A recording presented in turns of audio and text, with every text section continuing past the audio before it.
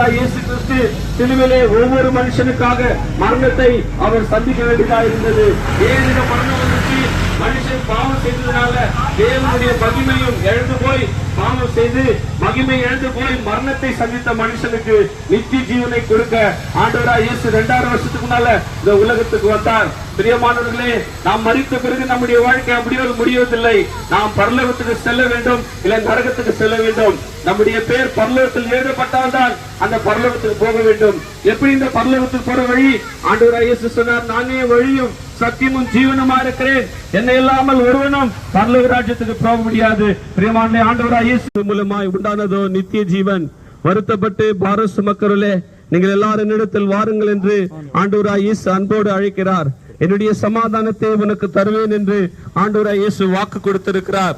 சிலுவையில 2000 வருஷத்துக்கு முன்பதாக நம்முடைய எல்லா பாவங்களுக்காகவும் சாபங்களுக்காகவும் ஆண்டவராய் இயேசு மரித்து அடக்கம் பண்ணப்பட்டு 3ஆம் நாள் உயிரோடு இருந்தார்.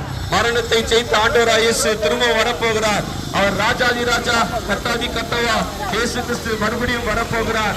அவருடைய வருகைக்காக நாம் ஆயத்தப்பட வேண்டும்.